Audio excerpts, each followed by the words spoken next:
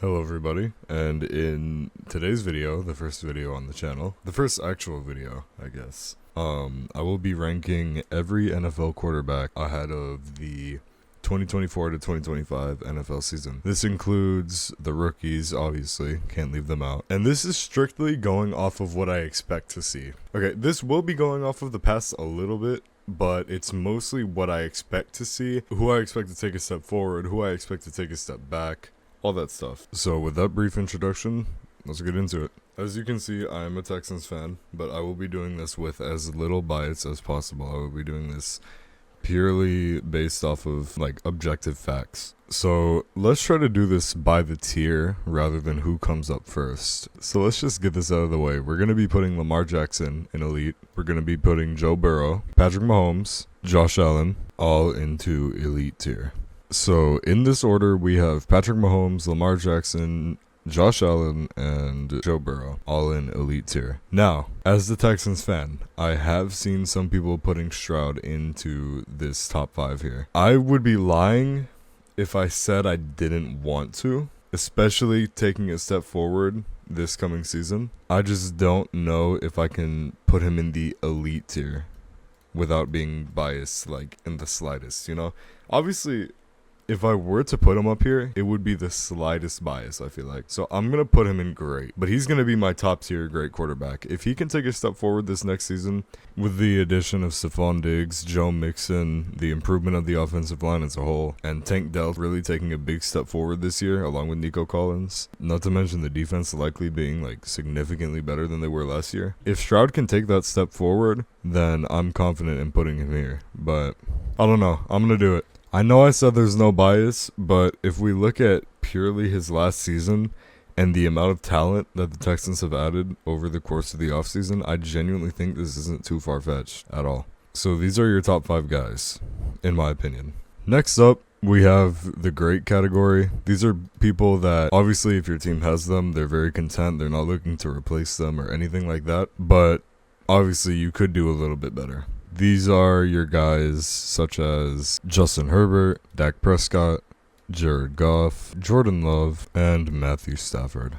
Now, this is where some of my hot takes start to come in. I feel like the elite tier is pretty agreeable. You can debate on some of these people, some of the rankings, like who you want to put where, but really, I think that's pretty agreeable.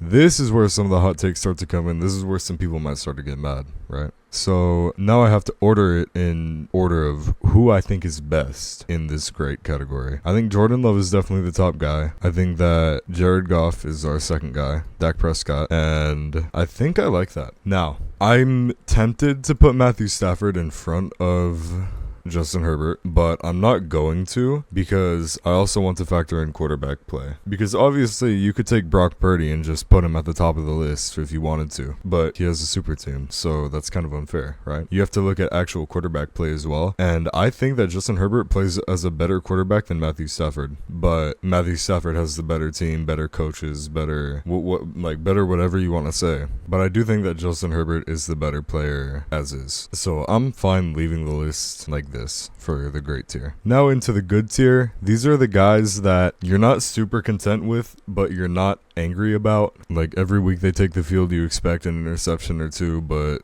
also, a touchdown or two. And, just a mediocre stat line with really not too much downside. This year, these are going to be your guys like Justin Fields, who I do think will be starting over Russell Wilson, or at least should be, personally. Aaron Rodgers, Anthony Richardson, if he can stay healthy. Trevor Lawrence, Caleb Williams, Jaden Daniels, Baker Mayfield, Tua Tagovailoa, Jalen Hurts, Kirk Cousins, Brock Purdy, not Brock Purdy, Kyler Murray.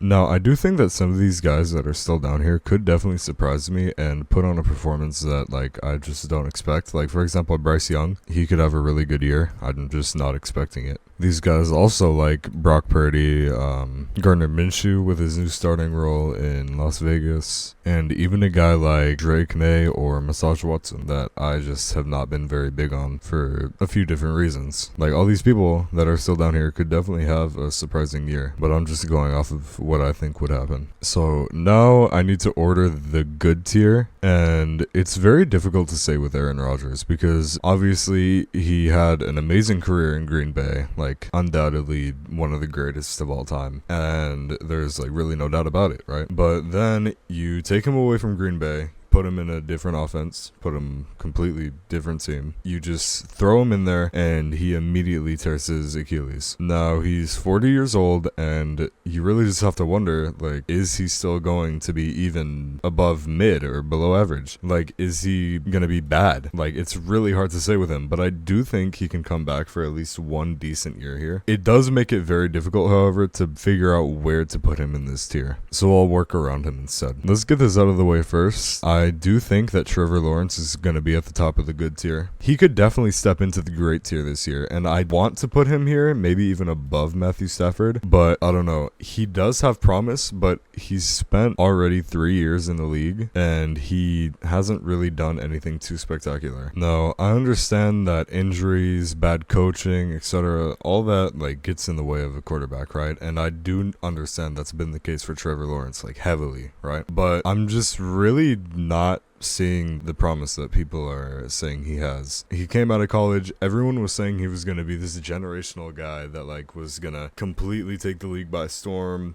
like never before seen, right? And he just has not been that guy yet. Now, I'm not saying he can't be this guy. I'm not saying he can't be, in the elite tier even, but I just haven't seen it and I don't see it happening. It's possible, but I don't know. The likelihood is very low, I think. So he's going to be the top of our good tier, ahead of these guys like Jalen Hurts, who will be right in front of Kyler Murray, Kirk Cousins, Justin Fields, Jaden Daniels, Tua, Caleb Williams, Anthony Richardson, Aaron Rodgers, and Baker Mayfield. Now, like I said, this good tier specifically is going to be very difficult to sort out and get to be 100% accurate, right?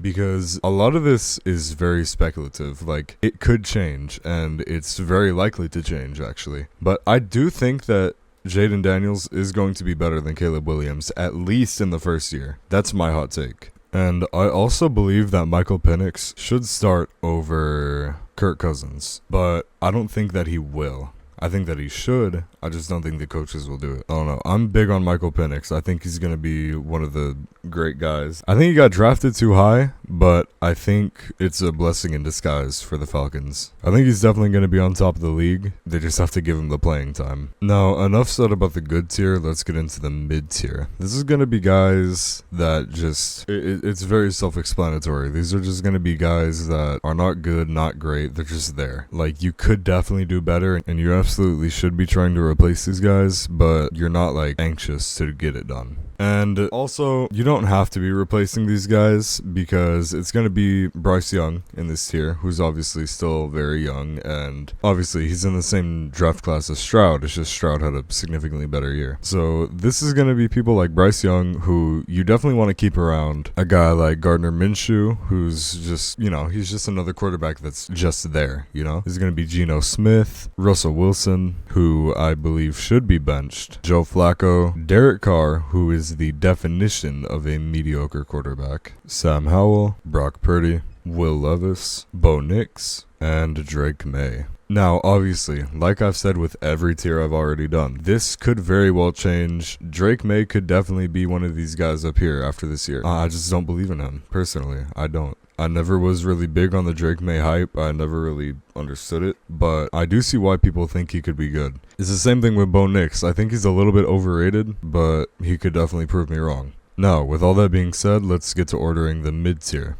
And let me go ahead and put Michael Penix up here with Kirk Cousins. We'll definitely put Brock Purdy at the top of mid because I feel like he's okay. It's just very difficult to say because, like I said earlier, he's got a super team. So if you put him on a team that's really struggling like the Giants, he might be even worse than Daniel Jones. Like, there's really no way to tell. But if you put a quarterback like Daniel Jones on the 49ers, he might do even better. Again, there's no way to really tell. So we'll put him at the top of mid. I say that pretty confidently. After Gardner Minshew, then Russell Wilson, Bryce Young, Derek Carr, Geno Smith, Will Levis, Joe Flacco, Bo Nix, Sam Howell, and Drake May. Actually, now that I think about it, I need to put Drake May up here. Drake May is definitely going to do better than these three people. I just don't know if he'll continue to be better than these three people, if that makes any sense. I do think this tier is ordered fairly well. I don't think there's much I could change about it. You could definitely argue that Bryce Young could take a step forward and be better than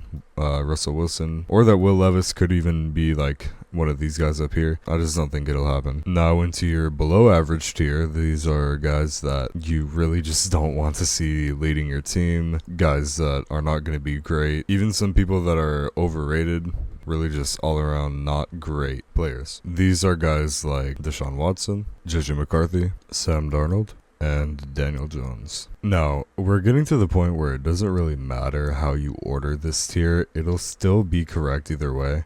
I do want to put JJ McCarthy at the top though, just because he does have the most potential, obviously because he's a rookie, and Daniel Jones above Massage Watson because he does have Malik Neighbors and now Devin Singletary. He has a relatively decent offense. It's not good, but it's definitely not terrible. I feel like the Giants are a pretty sleeper team this year. They're not good, but they're also overhated. I see people predicting that they'll go like 3-14. I'm like, bro, there's no way. I do think that Daniel Jones is still below average. I do think he's not the guy. The Giants need to look for a replacement. But for now, he's just below average. Better than Deshaun Watson and Sam Darnold. Now into the pretty bad tier, we got Zach Wilson and Aiden O'Connell. Now, I did forget to put Spencer Rattler up into this below average tier. I want to put him above Daniel Jones as well, obviously, because he is a rookie. And I do think that he should be starting over Derek Carr, because at this point Derek Carr is pretty old. His prime is definitely past him, and he's not that spectacular at all. Spencer Rattler's a pretty young guy, and obviously I do think he has potential to uplift the Saints team and make them pretty good.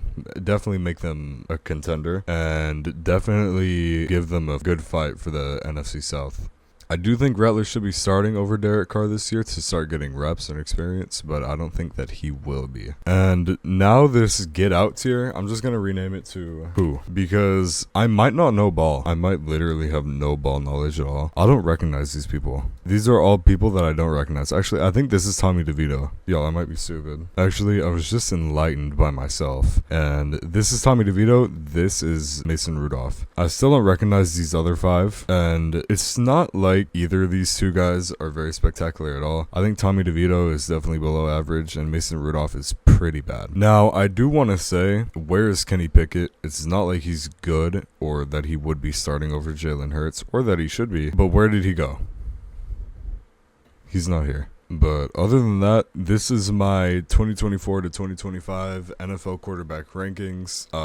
Please let me know what you think I should change. Like, if you disagree with me, if you hate me,